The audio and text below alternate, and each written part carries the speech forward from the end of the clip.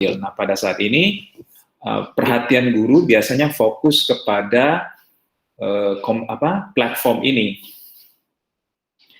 Atau juga pada saat guru seperti yang saya lakukan sekarang, saya sedang mempresentasikan materials, jadi memang agak sulit untuk melihat kamera on pada saat yang sama, walaupun saya juga kadang-kadang menggunakan handphone untuk memproyeksikan suara saya, tapi di handphone itu punya keterbatasan, tidak bisa melihat semua kamera siswa-siswa. Nah, tapi memang untuk mengantisipasi ini, guru diharapkan untuk sekali-sekali setiap 2-3 menit itu mengecek engagement from students. Jadi dia tahu apakah dia masih connect, apakah anaknya masih di sana atau tidak. Dan lagi-lagi kita harapkan presenting materials from teachers do not take the entire time. Ya, maksimal 15 sampai dengan 20 menit. Baik, sebelum saya lanjutkan, sampai di sini ada pertanyaan dari Bapak Ibu? Sebentar, saya cek. Apakah saya masih terhubung? Oh, masih. Oke. Baik, kita lanjutkan terlebih dahulu. Kalau begitu, nah, kita menyadari bahwa ada saat di mana anak-anak tidak bisa mengaktifkan webkameranya. Nah, ini yang paling banyak alasan atau fakta yang kita hadapi bahwa kecepatan internetnya tidak mendukung. Ada suatu waktu di mana misalkan, ya tidak tahu ya, misalnya mungkin ada gangguan dari penyedia internetnya, memang ada satu waktu, seperti saat ini hujan, kita melihat bahwa pasti ada pengaruhnya ke kecepatan internet dari anak-anak. Nah, ini memang faktanya, kalau kamera menyala, itu memperlambat kecepatan datanya ya, sehingga mengakibatkan lagging. Kalau lagi mengajar itu suara gurunya bisa timbul tenggelam. Itu akibat dari internet speed-nya yang turun. Nah, beberapa anak-anak yang punya concern karena mungkin ruangannya terbatas, harus share, harus berbagi ruangan dengan saudaranya di belakang gitu ya. Jadi kalau kameranya nyala, memang semuanya jadi terlihat di belakang itu. Dan anak-anak khawatir itu akan menjadi distraction untuk anak yang lain. Kemudian kadang-kadang anak-anak juga bekerja di ruangan yang ramai, mungkin pada saat itu lagi ada banyak anggota keluarga, atau ya tidak semua anak dapat privilege untuk bisa bekerja atau belajar di ruangan khusus gitu ya. Jadi harus berada di ruangan yang dipakai bersama. Nah, itu beberapa alasan kenapa kamera bisa tidak on. Kemudian mungkin siswa punya personal atau environmental concern. Nah, ini memang terjadi mungkin di luar negeri, di mana dari kamera on itu bisa diketahui posisi geografi dari anak-anak ini. Nah, ada beberapa yang concern khawatir kalau dengan kamera on hal-hal seperti ini bisa terungkap.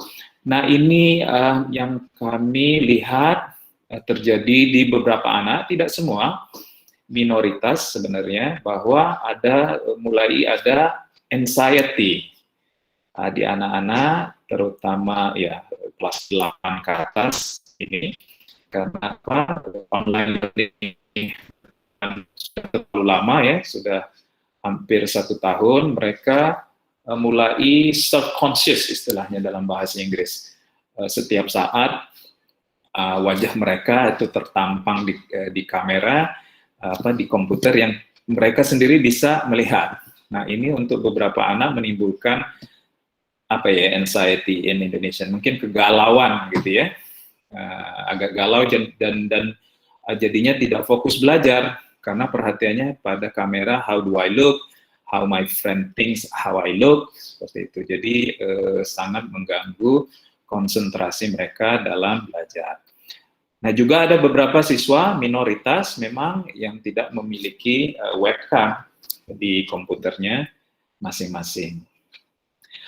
Nah, siswa dengan izin orang tua itu boleh merequest kameranya untuk tidak diaktifkan. Nah, prosedurnya bagaimana? Seperti ini.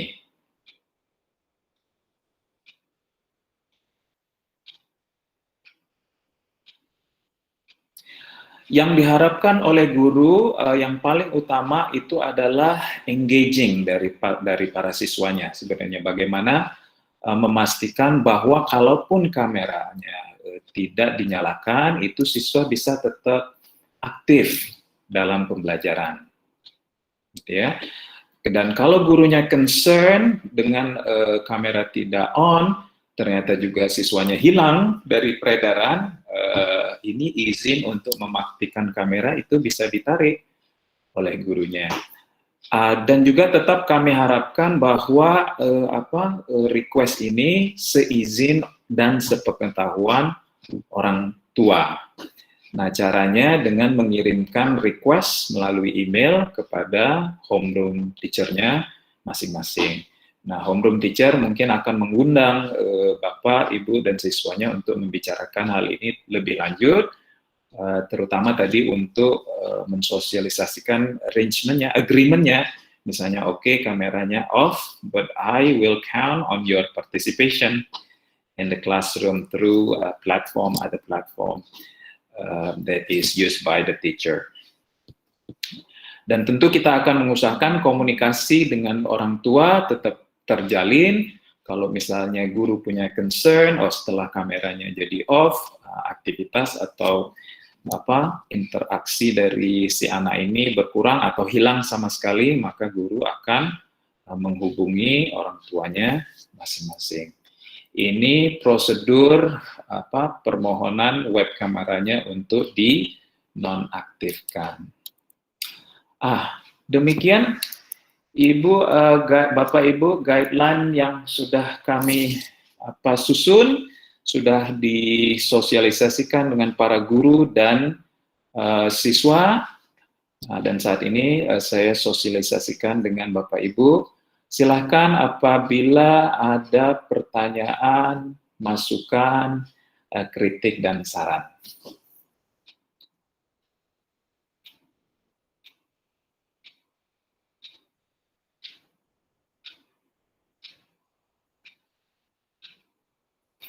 Ya, ini ada concern dari Ibu Paula. Saya perhatikan kalau grade 9, anak-anak sedikit sekali menyalakan kamera. Kemudian kalau Ibu Esa, kebanyakan anak yang menyalakan. Kalau Ibu Esa, kalau grade 12 menyalakan. Ini concern-nya kelas 9 tapi bukan dari Ibu Esa.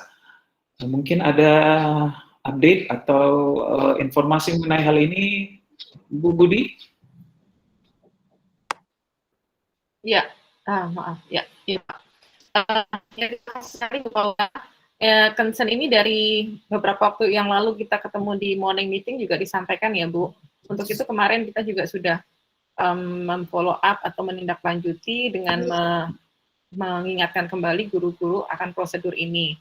Nah, kemarin juga sempat ada cerita karena prosedur ini juga, tetapi ada beberapa orang tua yang memang mengharuskan atau menginginkan anaknya untuk menyalakan kamera, dan secara khusus orang tua tersebut meminta kepada kami agar anaknya selalu menyalakan kamera. Itu juga bisa kami lakukan ya, Bu. Artinya kami akan menginformasikan kepada semua guru kelas tersebut bahwa permintaan dari orang tua murid anak ini harus menyalakan kamera, karena secara fasilitas artinya tidak ada kendala dengan koneksi, tidak ada kendala dengan keadaan di rumah, tidak ada kendala dengan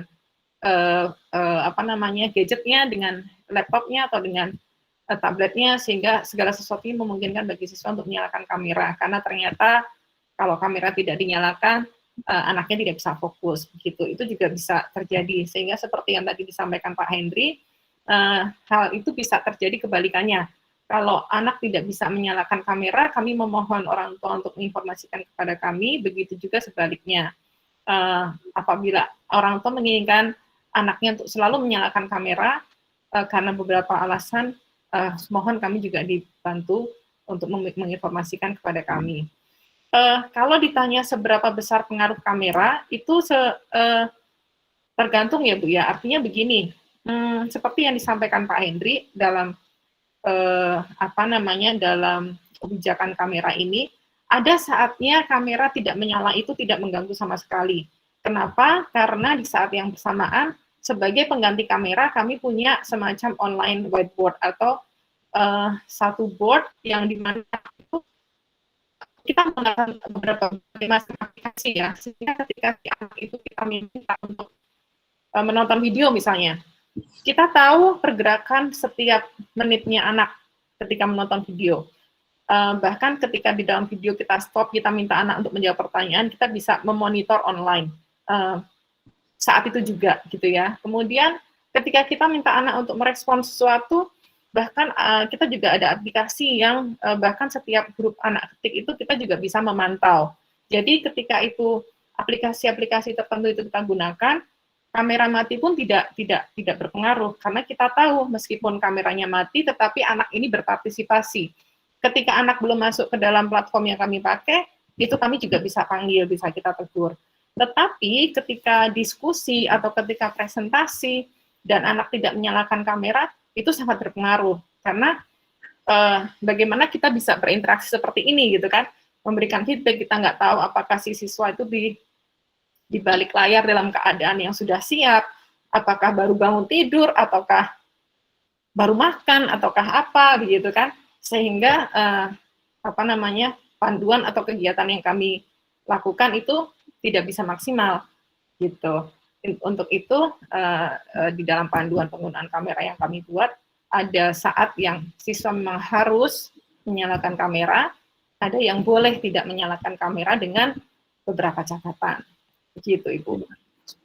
Ya, mungkin kalimatnya bukan boleh tidak menyalakan kamera ya, Bu Budi, tapi ketika gurunya confident bahwa aktivitas atau engagement dari anak-anak ini bisa dilihat dari modal lain selain kamera.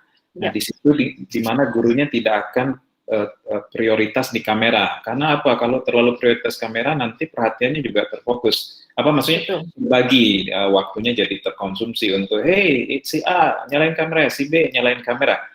Padahal dia bisa melihat interaksi anak tadi, misalnya di Padlet atau di Jamboard. Ya. Yang concern adalah aktivitas anak di Jamboard itu. Jadi, nah ini yang jadi prioritas kalaupun anaknya kameranya on, tapi tidak misalnya ngerespon di Jamboard, nah itu yang jadi perhatian gurunya, kurang lebih seperti itu. Bukan berarti gurunya bilang, oke, sekarang waktunya kamera off, kita ke Padlet, bukan seperti itu juga. Tapi ada di mana prioritas perhatian guru itu beralih-alih ya, supaya memang pembelajaran tidak konstan gitu ya, tidak menjenuhkan, kurang lebih seperti itu. Baik, terima kasih Bu Budi. Bapak Ibu ada tanggapan lain atau pertanyaan lagi mengenai hal ini? Silakan Ibu Eli. Saya sih kasih sedikit masukan aja ya, ya mungkin boleh. Anak beda. Waktu kemarin pas Valentine Day itu kan kebetulan ketemu beberapa anak ya, mereka datang ke rumah ambil barang-barang yang mau didistribusiin. Saya sempat bertanya-tanya dengan mereka gitu.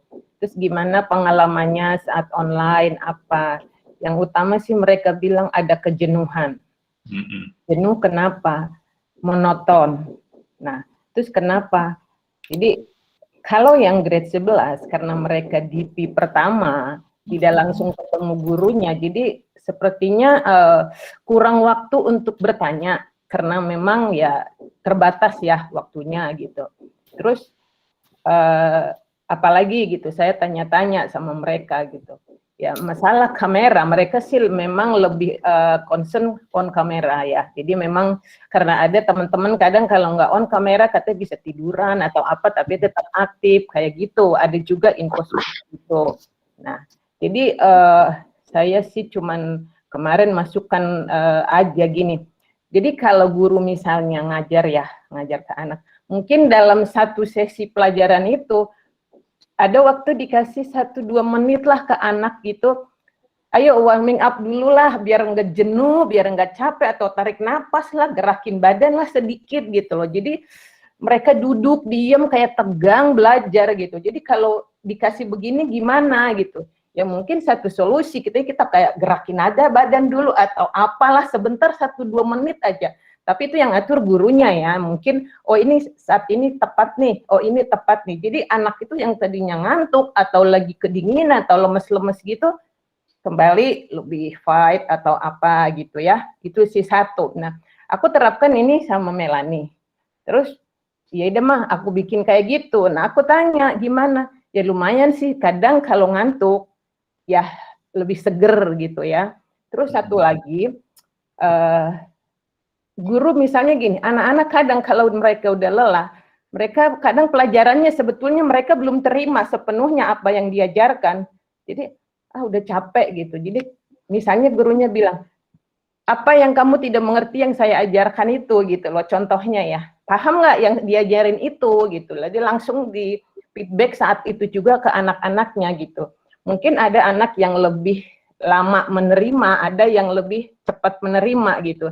Jadi maksudnya supaya anak ini yang diajarkan guru itu semua paham loh apa yang diajarin gitu. Jadi jangan ada yang ketinggalan, kesian gitu. Apalagi anak-anak DP ini saya lihat gitu kayak sering tarik napas, berarti mereka ada sesuatu kesulitan yang mereka rasakan gitu, karena memang dia nggak bisa online dengan gurunya, membutuhkan waktu yang panjang untuk bertanya. Mungkin ya gurunya aja lah ya, mungkin kalau anaknya udah kelelahan dengar dan bertanya, mungkin ada nggak sesuatu yang kamu mau tanyakan yang kamu tidak mengerti apa yang saya ajarkan gitu. Jadi ya istilahnya ngalah lah untuk kebaikan bersama untuk anak-anak. Jadi kalau memang mereka males, ada saya tahu ada anak-anak males nanya gitu. Kenapa males? Udah ngerti belum? Ya belum juga sih Bu. Nah gitu. Jadi kayaknya berarti dia ada sesuatu yang membuat dia bad mood atau apa yang mungkin lah gurunya lah. Ayo tadi yang saya ajarkan apa yang tidak mengerti. Kalau tidak ada yang bertanya berarti saya anggap semua mengerti. Udah gitu. Jadi bukan nggak ada lagi nanti alasan anak dan orang tua untuk bilang anaknya tidak bisa, or gurunya nggak peduli gitu loh. Jadi saya sih kasih masukan ini solusi-solusi yang saya bertanya ke anak-anak dan saya tanya langsung ke anak saya gitu. Jadi saya bagikan aja gitu untuk kebaikan bersama ya, saling mendukung, itu aja sih. Makasih. Terima kasih Ibu Eli, masukannya sangat bermanfaat. Kalau saya boleh simpulkan ada 2 hal yang Ibu sarankan. Yang pertama, jangan sampai pembelajaran monoton, dengan cara mungkin sekali-sekali ada aktivitas fisik gitu ya Bu ya, yang mengusir atau mengurangi sedikit penat lah, terutama ketika telah berjam-jam mungkin ya di depan kamera. Kemudian ada break sedikit mungkin di tengah pelajaran 1-2 menit gitu ya, untuk mereka sekedar berdiri atau ke toilet. Jadi waktu kembali ke kamera itu bisa segar dan bisa fokus, dan itu yang lebih penting gitu ya menurut Ibu tadi. Kemudian yang kedua, harus banyak bertanya gurunya apakah sudah mengerti atau tidak terkait pembelajaran atau materi yang sedang diajarkan oleh guru. Jadi banyak menanyakan feedback gitu ya dari para siswa. Baik, kami catat beberapa hal memang sudah kita lakukan, seperti kita punya kebijakan, guru-guru tahu tuh kalau anak sudah di depan kamera itu lebih dari 1 jam, itu kita minta mereka either give them 1-2 minute breaks, atau tadi activity boleh berupa mindful activity, atau sekedar tadi berdiri segala macam. Tentu kita akan ingatkan lagi guru mengenai prosedur ini. Kadang-kadang mereka terlalu semangat mengajar gitu ya, jadi terlupa dengan hal-hal seperti ini. Untuk feedback, kita sekarang kepikiran nanti akan kita sosialisasikan lebih lanjut. Mungkin dengan online ini beberapa anak itu tertekan kalau bertanya ya Bu. Kalau dulu kan face to face, mereka bisa nunggu gurunya mendekat baru nanya gitu. Jadi tidak semua orang tahu pertanyaan apa gitu kan. Kadang-kadang mereka, aduh nanti aku dilihat temanku goblok banget ya, begini aja ditanyakan gitu. Nah itu yang memang kendalanya di online ini, semua jadi tahu gitu kalau dia bertanya. Nah kita mau kirim Google Form mudah-mudahan ini berhasil. Google Form untuk anak-anak isi, saya ingin bertemu guru ini, kapan? Seperti itu. Nah, nanti ada sekretaris mungkin yang kami bisa tunjuk, untuk setiap saat melihat Google Form ini, kemudian berkomunikasi dengan gurunya, si A mau ketemu ibu private this time, bisa nggak? Seperti itu.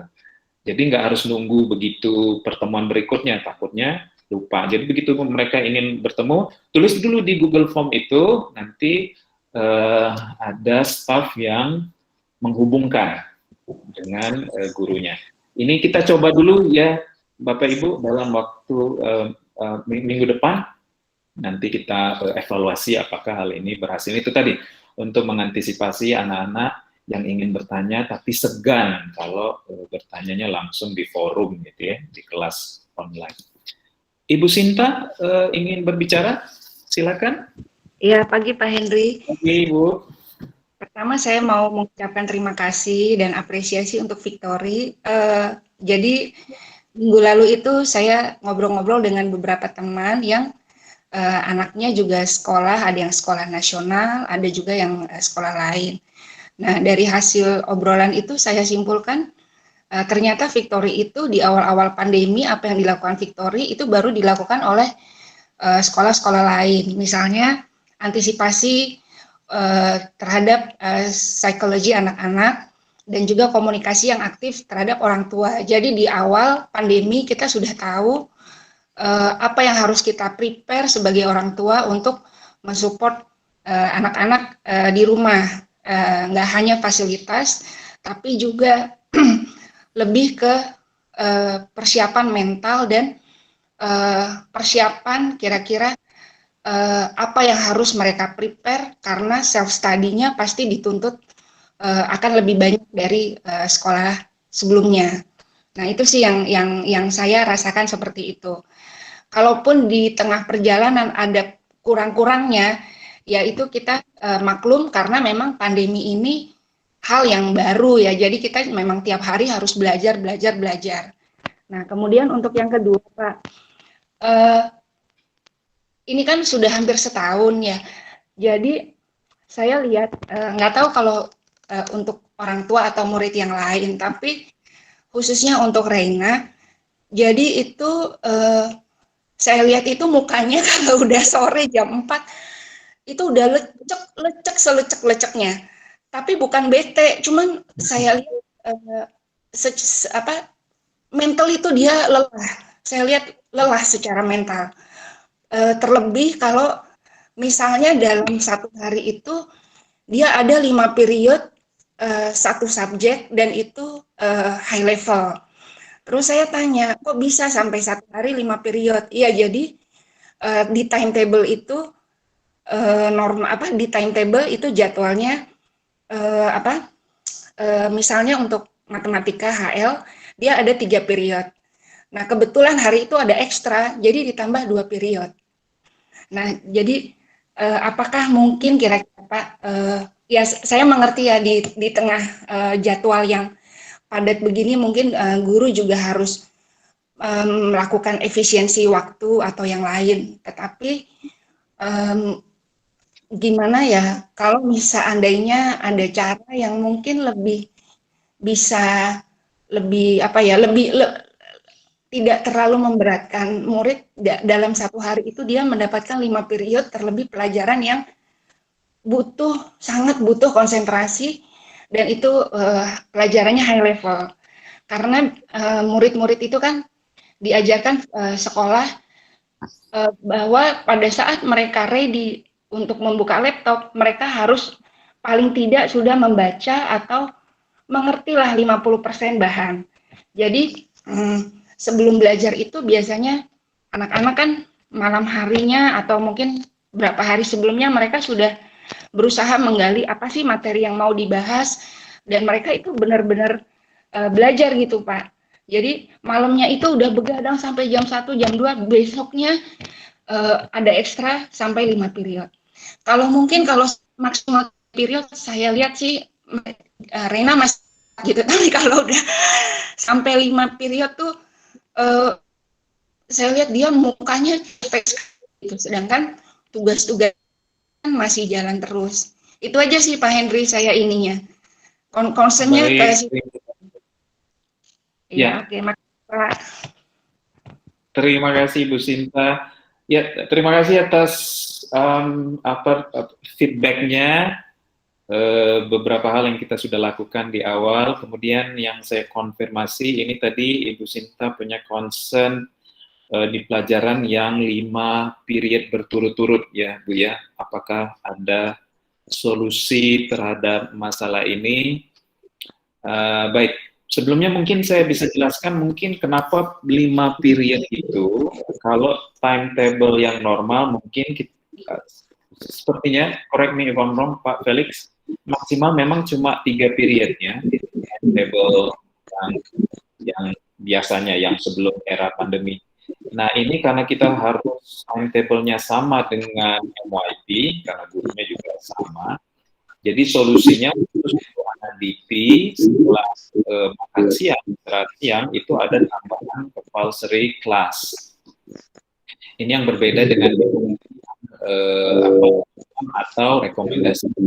Kalau untuk DP itu compulsory. Felix.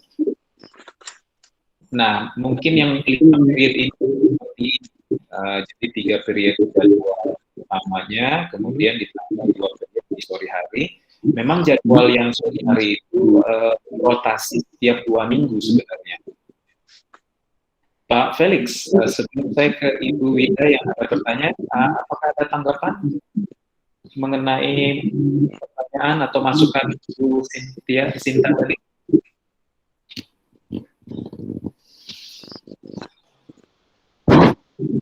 Ya boleh kalau nanti di info ke saya juga mungkin pelajaran apa ya untuk yang 5 periode tersebut, apa mungkinkah pelajaran 5 periode tersebut termasuk kelas tambahan atau bagaimana, saya juga kurang tahu ya, tapi memang guru-guru juga memang ada mungkin yang sedang mengejar materi, maka memberikan tambahan secara sukarela. Seperti saya biasanya di hari Jumat seperti ini, saya ada kelas tambahan juga secara sukarela 3 periode di jam akhir yang nggak saya hitung ya sebenarnya. Jadi saya bilang ya kamu kalau mau masuk silakan, saya mau bahas materi, kalau kamu nggak mau ya sudah nggak masalah, saya bilang. Itu saya biasanya schedule seminggu sekali setiap hari Jumat, karena benar sekali ini kalau kita lihat porsi waktu yang sekarang kita punya itu sangat berbeda dengan porsi waktu yang kita miliki sebelumnya. Karena satu periode sekarang adalah 30 menit. Dan sebelumnya satu periode itu 45 menit, sehingga saya membutuhkan kelas ekstra itu gitu, jadi untuk membahas materi lebih banyak ke anak-anaknya. Nah kalau memang ada kendala ya boleh disampaikan nanti ke gurunya ya, apakah itu memang kelas ekstra atau misalnya itu memang kelas biasa yang 5 period straight, boleh tolong diinfokan nanti. Mungkin kita akan pasti infokan ke gurunya, beritahu ke gurunya untuk memberikan break di sela-sela. Saya pun kalau misalnya ada kelas ekstra di hari Jumat, jadi kelas Jumat saya juga 5 periode, 2 periode di pagi, tambah 3 periode di siang. Nah di 3 periode itu saya biasa bagi, ada 2 kali break 5 menit, di mana saya minta ke anak-anak untuk tolong jalan-jalan, jangan duduk di depan komputer, ambil minum, atau mau cuci muka, yang penting jangan duduk di depan komputer, harus jalan-jalan. Itu yang saya biasanya minta ke anak-anak. Jadi ada 2 kali break 5 menit, supaya bisa saya menyelesaikan 3 periode yang di siang itu. Boleh nanti diinfo saja Bu, nanti mungkin saya bantu beritahu gurunya lagi untuk memberikan jeda atau break di tengah-tengah supaya anak-anak nggak jenuh. Terima kasih Bu inputnya. Ibu Wida, silakan. Ada pertanyaan atau tanggapan? Iya, terdengar suara saya ya Pak? Ya, terdengar dengan baik Ibu, silakan. Oke, terima kasih kesempatannya. Kalau sebenarnya ini lebih ke sharing ya, jadi ini curhatan si bocah gitu ya sama saya. Kalau saya lihat, saya observe gitu ya, dia kan memang baru di kelas 10 ini. Di awal-awal masa pandemi sih dia masih semangat banget gitu ngikutin kegiatan, dan karena saya juga mau apresiasi sih dengan sekolah ya, guru-guru itu perhatiannya cukup besar sama anak-anak, lalu cara pengajarannya juga tidak membosankan buat anak-anak, sehingga saya ngerasa bahwa dia tuh begitu bersemangat untuk ngerjain tugas, lalu juga berusaha untuk membuat tugas itu sebaik mungkin gitu, karena dia ngerasa bahwa dia tipikal memang yang nggak gitu suka kalau ulangan gitu, dia sukanya by project. Jadi project itu buat dia ngerasa bahwa ini aplikasi dari apa yang nggak perlu teori-teori banget gitu. Dan pandemi ini kan udah 1 tahun gitu ya, jadi saya ngelihat banget perubahan dia itu dari yang sangat termotivasi, sekarang tuh udah mulai demotivasi gitu ya. Jadi dia di akhir-akhir ini curhat ke saya gitu bahwa mama rasanya saya kayak udah nggak tahu nih arahnya ke depan gimana ya, sekolah aja enggak gitu, masuk ke sekolah enggak, terus ketemu teman-teman juga enggak. Biasanya pun kalau saya lihat kan dia kemana-mana, misalnya mau jenuh dengan pelajaran, dia bisa main sama teman-teman. Dia mau pulang sekolah, mau break dulu dari tugas, dia bisa ngobrol dulu sama teman gitu. Jadi ada aktivitas-aktivitas yang dia bisa lakukan untuk refreshing bersama teman-teman. Ini kan enggak gitu ya. Sehingga yang saya rasa sih mungkin dulu load tugas yang dia rasa masih bisa dia handle gitu, tapi sekarang dengan kondisi bahwa semangat dia sudah mulai menurun, ya saya paham sih, saya juga ngerasain situasi ini nggak pasti ya, sampai kapan sih pandemi ini, lalu kapan dia bisa interaksi sama teman-teman yang sekarang benar-benar interaksinya sangat terbatas. Dia jadi mulai kehilangan semangat, dan tugas-tugas yang tadinya dia rasakan dia bisa handle, sekarang udah mulai enggak gitu ya. Jadi dia mulai ngerasa bahwa aku kerjainnya last minute aja deh gitu. Yang penting selesai aja deh gitu ya. Jadi it's not my kids gitu ya, itu bukan my daughter gitu. Kalau anak saya tuh modelnya memang dia serius ya emang gitu ya. Jadi saya sih ngerasa kayaknya dia udah mulai jenuh dengan situasi ini, sehingga dia jadi mulai agak asal-asalan, saya ngelihatnya gitu. Jadi mungkin ini juga perlu jadi concern dari kita semua gitu ya, bahwa mungkin memang karena sudah setahun dan rasanya mungkin tugas itu terus dikerjakan, kan kadang-kadang dia butuh break gitu. Saya mungkin berpikir apakah ada solusi gitu ya dari pihak sekolah, karena kalau saya nggak tahu juga ini apakah karena dialami oleh kelas 10 gitu, karena kelas 10 kan memang MYP terakhir gitu. Jadi apakah karena ada PP, lalu ada tugas-tugas yang lain, sehingga semua load tugas itu memang cukup banyak, tapi mungkin perlu lebih fleksibel apa gitu ya, artinya bagaimana supaya anak-anak juga secara mental bisa tetap dibangkitkan lagi semangatnya, nggak jadi ngerjain tugas tuh kayak nggak ada semangat, lalu seperti jadi kewajiban. Kita jadi kayak nggak concern sama mental health dia gitu ya, nggak concern sama emosional mereka, tapi kita cuma kayak nuntut tugasnya kelar gitu. Saya sih ngerasanya jangan sampai seperti itu gitu. Walaupun saya appreciate banget dengan sekolah karena ada morning seperti ini gitu ya, morning meeting, lalu anak-anak juga ada evaluasi yang diberikan. Waktu itu dia cerita bahwa ada dari BK dan sebagainya, lalu juga guru-gurunya cukup perhatian gitu. Tapi memang tugas-tugas saya rasa memang load-nya besar gitu. Nah, dengan kondisi yang memang seperti ini, sudah setahun mereka nggak pernah ketemu teman-teman, mereka ya secara emotionally itu kan beban gitu ya. Tugas jadi seperti sesuatu yang tidak menyenangkan. Bagaimana sih caranya supaya anak tetap belajar, tapi mungkin apakah tugas itu, dan yang saya lihat tuh sepertinya kan tiap guru memberikan tugas. Mungkin guru satu dengan guru yang lain nggak tahu, yang satu udah ngasih tugas berapa, yang satu udah ngasih tugas berapa. Jadi mungkin apakah load-nya jadi banyak gitu ya, saya juga nggak ngerti ini.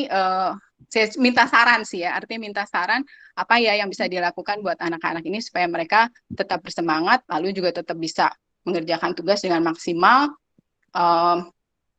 supaya mereka juga tetap happy gitu, nggak jadi ngerjain tugas secara beban.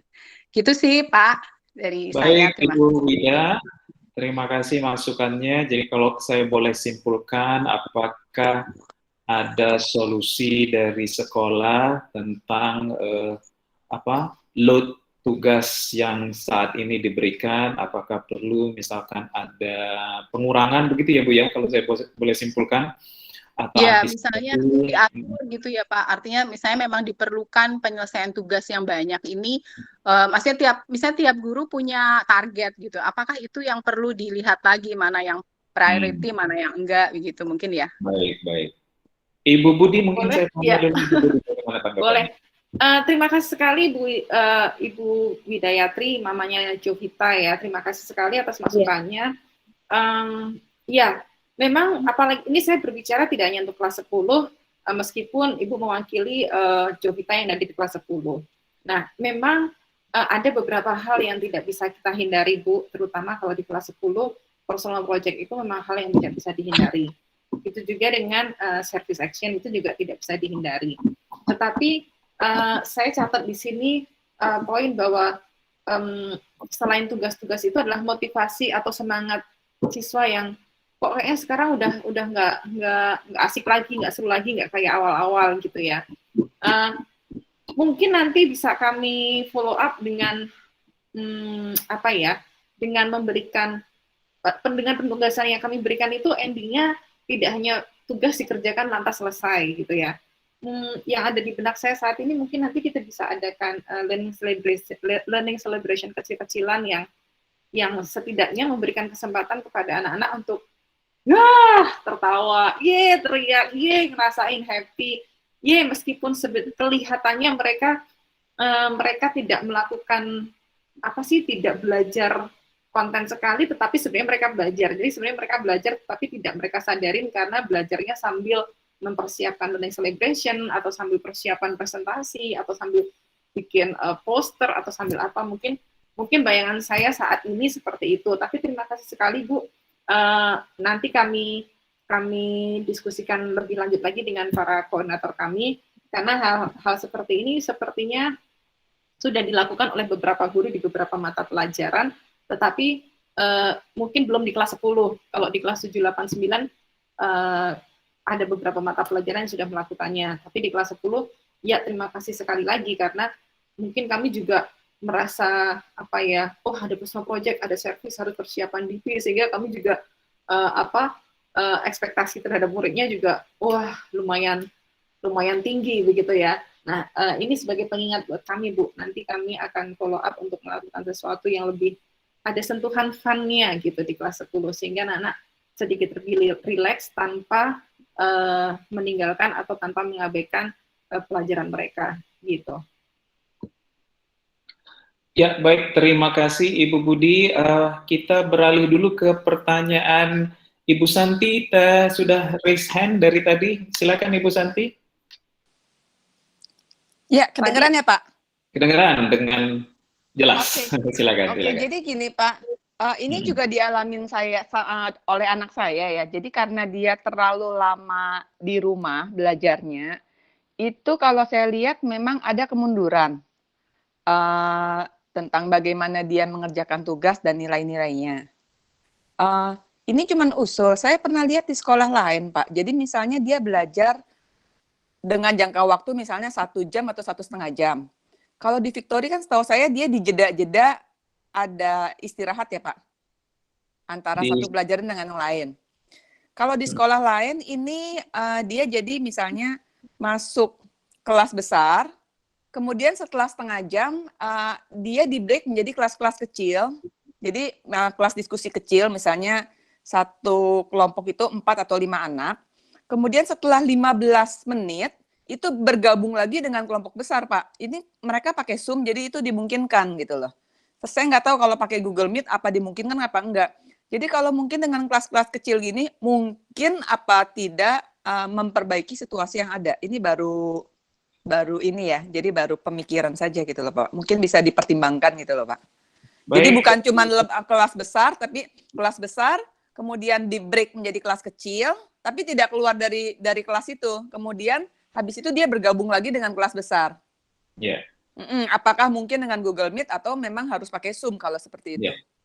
Terima kasih Bu Santi masukannya. Google Meet memungkinkan Ibu. Saya sendiri sudah melakukan itu di pelajaran ekonomi. Memang tidak setiap saat ya, tergantung aktivitasnya masing-masing. Jadi di kelas seperti ini dulu Gmeet, bedanya memang kalau Zoom kan otomatis ya, gurunya bisa langsung atur anak-anak ke kelompok-kelompok kecil itu. Nah, kalau Gmeet yang dilakukan guru itu sebelum mengajar dia udah buat kelas-kelas paralel.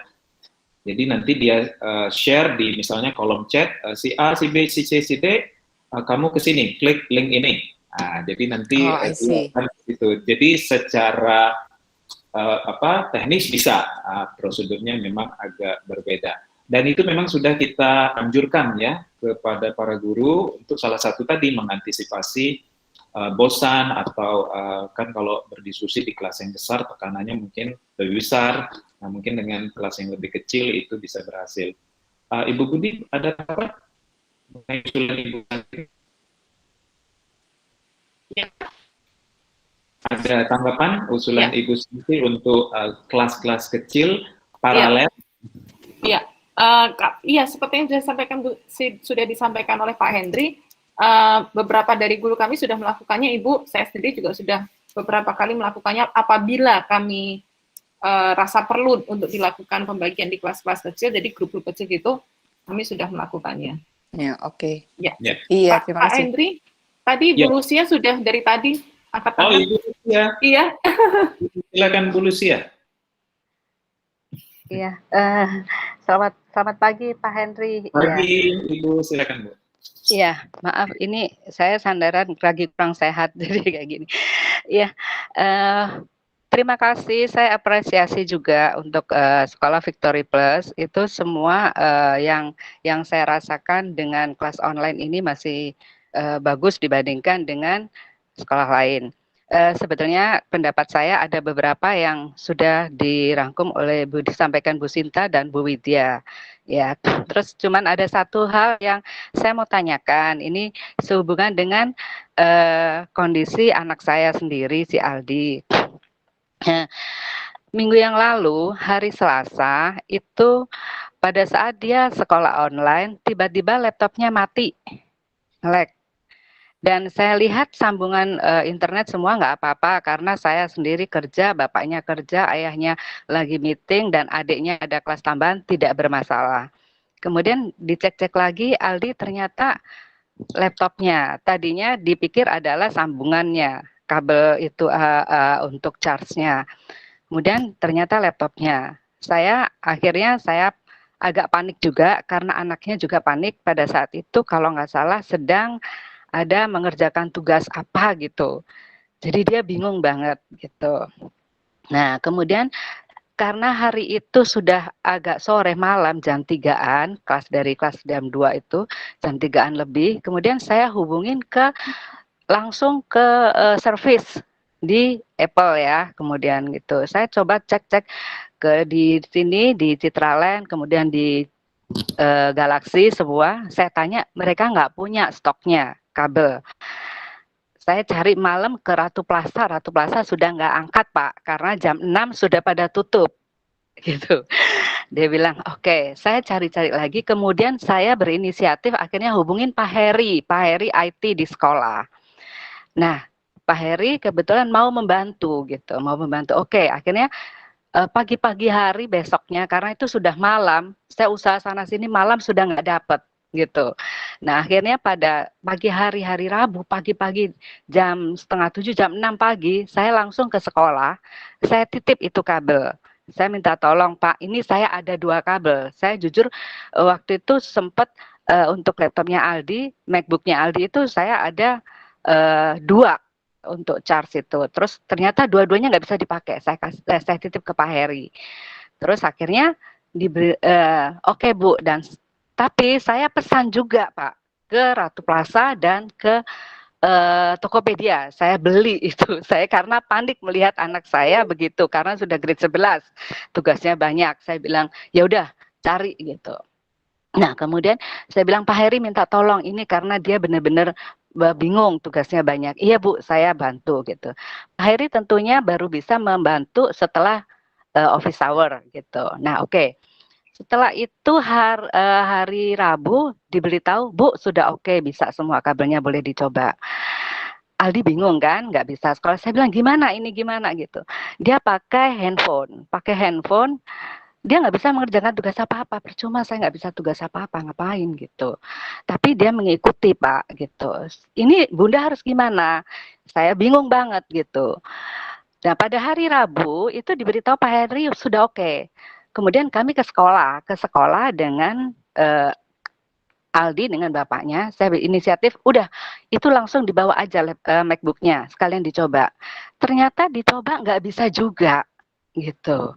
Bingung kan Pak, dengan charger baru, dengan kabel yang udah dibenerin itu nggak ada yang bisa.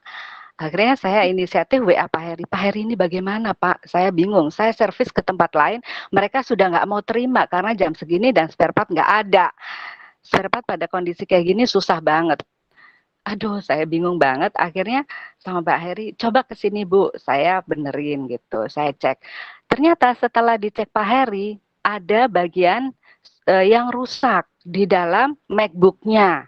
Ada yang kebakar, saya nggak tahu apa itu namanya. Jadi laptop itu akhirnya dipaheri sampai dengan hari Minggu, Pak, hari Minggu. Jadi otomatis ketinggalan pelajaran gitu ya Bu ya. Iya. Nah, itu saya bingung banget. Kebetulan waktu itu sempat libur ya, hari Kamisnya libur itu. Iya. Nah itu, tapi dia tidak bisa mengerjakan tugas dan banyak tugas gitu. Nah kemudian di Manageback saya lihat ada memang teguran tugas-tugas, saya sampaikan, Aldi, you belum bikin ini gitu. Terus iya gitu. Tapi saya sudah sampaikan gitu. Terus Aldi, saya dari awal saya sudah sampaikan, Aldi, you udah email, sudah saya sudah info guru-guru semua, sudah info Pak Alex gitu. Kemudian saya tanya, apakah Bunda perlu info ke guru-guru dan semua HRT seperti biasanya gitu? Nggak perlu Bun, karena saya sudah info. Saya pikir karena itu kelas besar, ya sudah, karena Aldi benar-benar orangnya kalau memang harus dia lakukan gitu Pak dia. Baik, Ibu, maaf, waktu kita 2 menit lagi. Oh iya, sebentar. Bisa ya, yang mau saya tanyakan begini Pak. Itu bagaimana ya kayak seperti itu, karena Aldi ada beberapa teguran juga dari guru karena nggak mengerjakan atau gimana, terus kemudian nilainya drop gitu. Itu yang saya minta tolong dispensasi untuk hal-hal yang demikian. Kemungkinan kejadian itu pada ke anak lain juga, tidak hanya Aldi. Ini beberapa hari loh Pak, dari Selasa, Rabu, Kamis, Jumat, Sabtu dia nggak bisa apa-apa. Gitu. Kami cari contohnya ya Ibu Lucy, nanti kita follow up ke wali kelasnya terlebih dahulu, informasi dari Ibu Lucy ini bahwa memang anaknya bermasalah, mohon diberikan kompensasi. Iya, itu yang saya mohon. Ada follow up yang win-win. Iya, karena itu sudah kami lakukan dari waktu laptop mati sampai hari Minggu, sampai malam-malam kita lakukan semuanya. Oke Pak, itu aja. Makasih Pak. Makasih tanggapannya Pak. Ya. Bapak Ibu, waktu kita tinggal 1 menit lagi. Saya pribadi harus meninggalkan forum ini karena ada kelas. Tapi ya silakan, ada 2 yang mengajukan tangan. Ibu Isti, ada sesuatu yang bisa disampaikan dalam sisa waktu 30 detik ini mungkin? Ibu Isti? Wah. Oh, sorry. Halo, Pak. Ya, silakan Ibu Isti. Ya, singkat saja. Tadi kan ada concern di orang tua tentang anak-anak itu semangatnya untuk online learning itu semakin turun.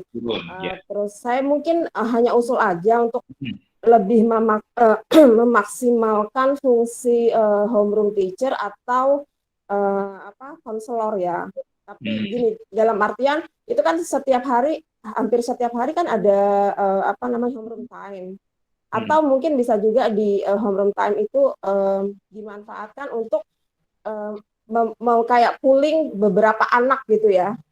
Untuk kayak ngobrol sama, misalnya pooling 3 sampai 5 anak gitu ya, dalam beberapa hari, dalam 1 minggu itu ada beberapa kali session atau bagaimana lah diatur supaya anak-anak ini juga homeroom teacher-nya tuh bisa dengerin juga concern anak gitu. Terus ada kesempatan juga buat anak-anak ini untuk ngobrol sama temennya juga gitu, secara bukan secara cuman chat di misalnya di Line atau apa gitu ya, tapi bisa mereka saling mengenal, dan juga guru-guru dan homeroom teacher-nya juga bisa tahu permasalahan anak-anak ini.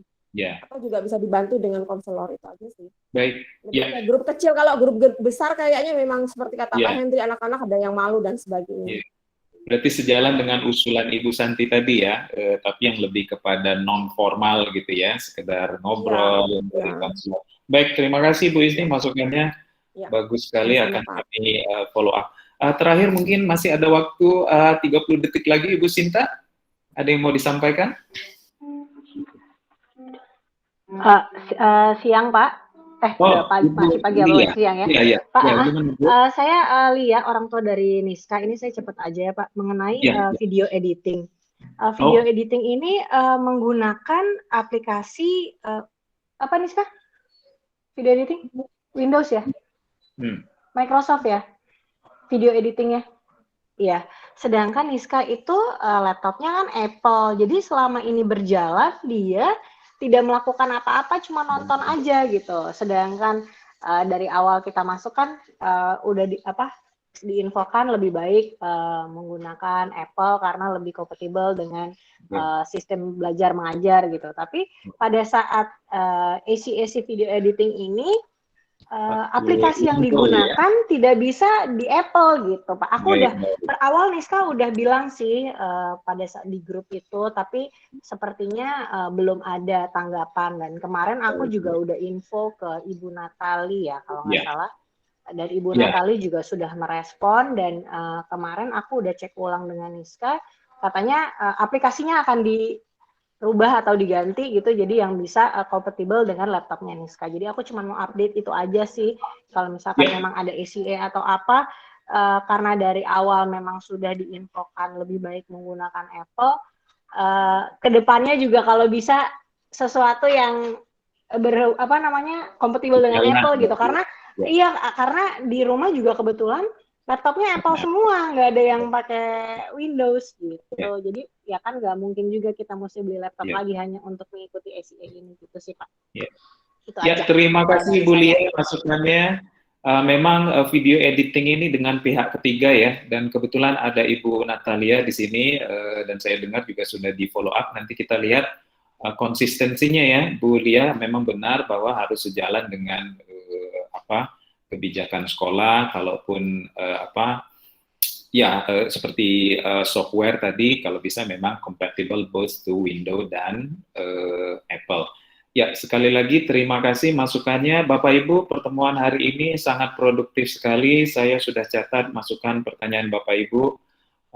Kami akan bahas beberapa di antaranya bisa saya langsung kirimkan ke guru untuk dilaksanakan karena bukan sesuatu yang baru, hanya perlu diingatkan. Mungkin beberapa hal perlu kami tindak lanjuti di meeting-meeting kami di level manajemen terlebih dahulu. Bu Andini, Pak Felix, kita tidak sempat untuk info khusus kelas 12, sepertinya hari ini tidak apa-apa. Sepertinya kita bisa jadwalkan di minggu depan ya, Pak Felix, Ibu Andini. Kebetulan juga banyak siswa kelas 12 yang hari ini hadir, kita bisa infokan melalui email. Sekali lagi, mohon maaf Bapak Ibu, kita harus akhiri pertemuan pada pagi hari ini, tapi tentu saja Bapak Ibu kalau punya pertanyaan, concern, saran, dan sebagainya, bisa selalu menghubungi kami lewat email atau telepon, lewat berbagai mode komunikasi yang kita punya. Dan kita akan bahas di pertemuan seperti pagi hari ini. Baik, saya akhiri. Sekali lagi, terima kasih kehadirannya. Sampai jumpa di morning tea berikutnya minggu depan, Bapak Ibu. Terima kasih Pak Henry. Ya baik, pagi Pak Henry, Pak Felix, Bu Budi, Bu Andini. Terima kasih, thank you. Sehat selalu semua Pak, Bu. Terima kasih, Bu Ellen. Terima kasih, Bu Ellen. Terima kasih Pak. Terima kasih Bu. Terima kasih. Saya duluan ya Ibu-Ibu. Ya, mari.